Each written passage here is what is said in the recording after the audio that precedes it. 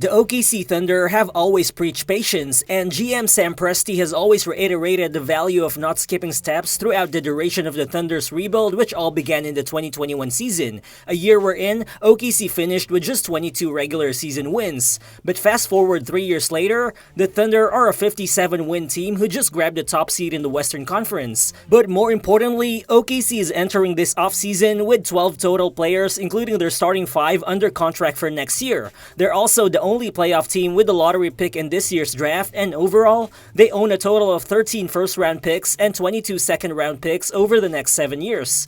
Basically, there are a lot of reasons for OKC to continue building their team with patience in mind. But in hindsight, a lot of people also felt like being patient has ultimately caused OKC to lose in the second round of this year's playoffs, as during the trade deadline, instead of trading for Gordon Hayward, the Thunder could have acquired a major piece who could have theoretically increased their playoff ceiling. But as a Thunder fan myself, during the trade deadline, I never really believed that the front office were just going to trade multiple draft picks and a couple young players for potentially a half-season rental of Pascal Siakam or 1.5 seasons of Lauri Markkanen, without them first knowing how this young OKC team was gonna respond to postseason pressure. But if anything, the lessons learned from this year's playoffs against the Pelicans and the Mavs will be beneficial for OKC. The front office now has some useful data in terms of what this team has and ultimately what they lack in their roster. Well, sure, the Thunder are a young team and a lot of their improvements will definitely come internally, but with OKC also being one of only 3 playoff teams to enter the summer with above $30 million in cap space,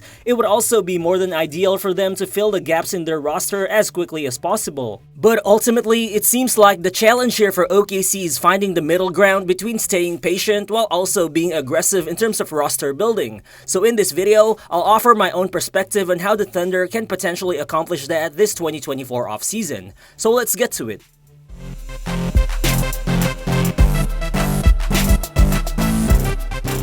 For a contending team that just earned the top seed in the Western Conference, the OKC Thunder are definitely in a unique position in terms of their cap situation.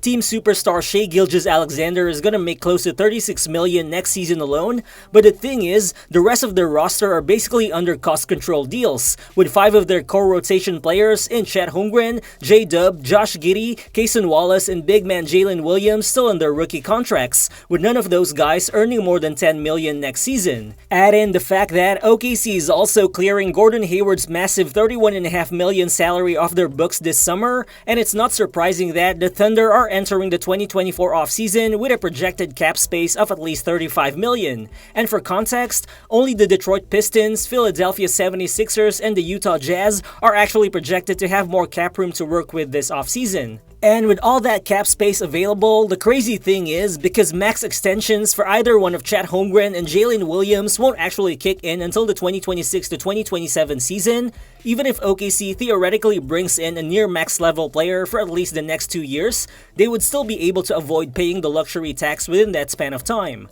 However, I think all that flexibility they have doesn't guarantee that OKC would be star hunting this summer. Looking at it as a small market team, the Thunder don't really have a track record of making huge splashes for stars in free agency. In fact, the 5 players currently on the roster who they signed as free agents, Lou Dort, Isaiah Joe, Lindy Waters, Bismack Biyombo, and Mike Muscala, each earned no more than $2 million during the first year of their free agent contracts. On the other hand though, the Thunder actually have a history of making high-profile acquisitions via the trade market, and given OKC's current collection of draft assets and young tradable players, building a massive trade package to acquire another superstar talent this offseason shouldn't be a problem. If star talent like Mikal Bridges or even Lauri Markkanen should be made available via trade this summer, it's clear that OKC should be able to outbid other teams to acquire either of the two.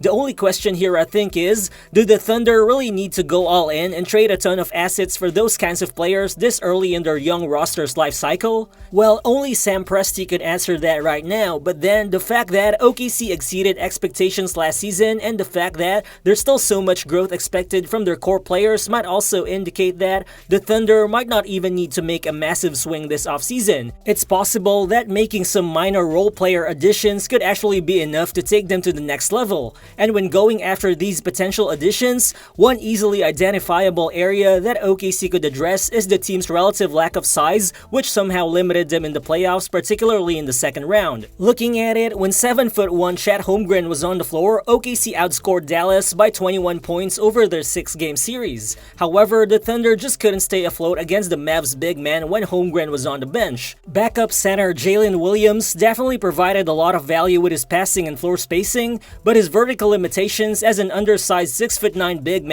ultimately didn't really help prevent the Mavs from getting extra possessions and easy buckets in the interior. So it's quite understandable why a lot of fans are calling for OKC to add another backup center, and why a lot of media members have also heavily linked the Thunder to high-profile free agent bigs like Nick Claxton and Isaiah Hartenstein, as well as potential 7-foot trade target Jarrett Allen. Well, sure, all of those three players would definitely add some size and physicality to OKC's roster, and theoretically, OKC could actually fit either one of them in their payroll if they wanted to. Jarrett Allen has $40 million left on his current contract, but his deal actually expires in 2026, meaning he will be off the Thunder's books just in time for Chet Holmgren and J-Dub's max extensions to kick in.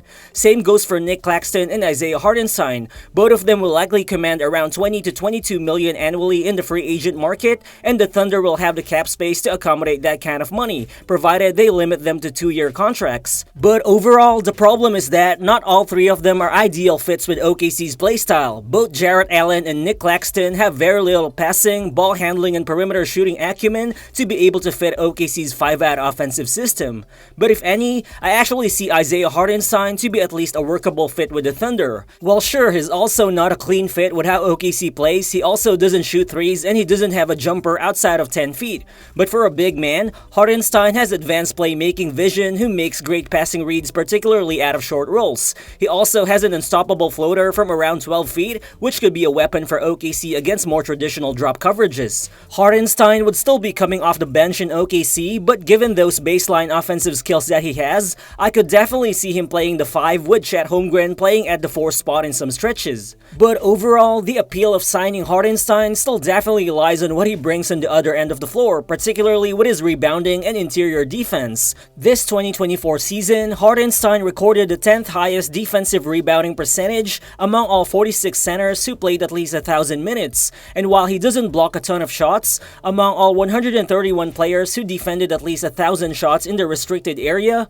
Hartenstein held opponents to the second lowest field goal percentage, only behind Chet Holmgren. So just imagine how hard it would be for opponents to score against OKC during those stretches with Chet and Hartenstein both on the floor. Well, for the record, I don't really think that spending at least $20 million a year for a backup center is an ideal thing to do, but if the Thunder are potentially gonna try acquiring a tough physical big man with playoff experience, I think Isaiah Hartenstein could at least be the most promising fit for the Thunder. But also, what if they don't really need to go after a big man? I think there's also a possibility that OKC might instead be looking for their own version of Aaron Gordon or PJ Washington, a big versatile forward who can shoot, who can rebound, who can attack the basket, and is capable of defending multiple positions. Basically, a do-it-all type of forward who could be a more seamless fit with OKC's already existing system. And one player on that mold which I can see the Thunder realistically targeting is 6'8" veteran Tobias Harris. He's a versatile wing who can play both forward positions, who's capable of creating his own shot on all 3 levels, and who can also operate well off the catch as a career 37% 3-point shooter. Harris is also a capable secondary playmaker and has also got enough size and mobility to switch among defensive assignments, whether it be on the paint or the perimeter. The thing is, he fell short of expectations as Philadelphia's third scoring option, especially with him earning a huge $39 million this season. And because of his value dropping, I think OKC can realistically take a swing and sign him to a 2-year deal worth around $15 to $17 million annually. And if Harris signs that deal with OKC, he gets the chance to potentially fix his value around the NBA while also increasing his chances of winning a championship over the next 2 years, all while playing without too much pressure because he'll most likely be the 4th or even the 5th scoring option for OKC. Harris would already be a solid offseason addition, but I think a more home run fit for the Thunder who they could acquire via trade would be 6'9", 23-year-old combo forward Danny Avdija. This 2024 season with the Washington Wizards, Avdija shot 41% on catch-and-shoot threes, while also ranking in the 83rd percentile league-wide in terms of points produced out of spot-up possessions. Avdija is also a capable shot maker, especially around the basket, who shot 73% at the rim this season. Add to that his capabilities as a secondary playmaker, his ability to generate transition opportunities, and his ability to be a lockdown defender while guarding positions 1 to 4, and Avdija already projects to be a perfect plug-and-play role player for the Thunder's existing system. But in addition, Avdija is also one of the best rebounding forwards in the NBA, who had the 30th best defensive rebounding percentage in the league this season, so he should also be able to provide OKC with some much-needed help off the glass. And besides his on-court fit, Avdija also makes a lot of sense for the Thunder financially. He has 4 years remaining on his current deal, but he actually has a cheap descending contract which will have him earning just 15, 14, 13, and 11 million over the next 4 years. Which means it wouldn't hurt OKC to keep him beyond 2026 even if they let his contract overlap with new max deals for Chet Holmgren and Jalen Williams. But to acquire Avdija, the Thunder would most likely have to offer the Wizards a trade package consisting of at least 3 first-round picks, which would most likely include the Thunder's lottery pick in this year's draft together with a couple young players.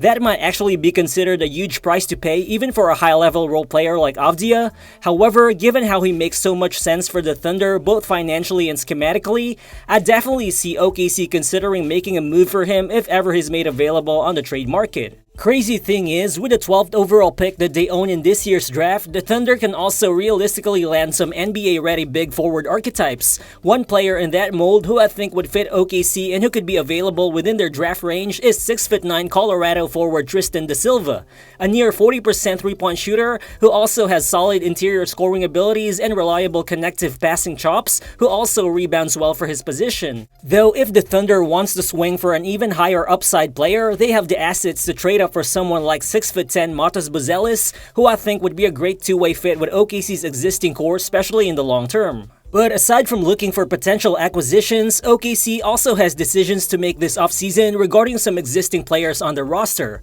Two of OKC's most important role players in Isaiah Joe and Aaron Wiggins would become free agents this summer if the Thunder don't pick up their team options for next season or if they don't get signed to new contracts. And looking at it, Joe's team option is only worth $2.1 million and Wiggins' team option is only worth $2 million, so it would definitely be convenient for OKC to simply pick up those options. But obviously, both Joe and Wiggins have already proven their value as playoff contributors, and if the Thunder are planning to keep both of them long-term, the most ideal thing to do is probably to negotiate with them and lock them up to new contracts this summer in order to avoid having to compete with other teams looking to sign both players in next year's free agency. And even in the scenario that both players end up not necessarily being part of the team's long-term plans, if the Thunder have them under contract for the next 3 years on cost-controllable deals, I think both players can still be easily movable and be included in a trade package if OKC wants to trade for another player or if they want to create even bigger cap space over the next 2 years.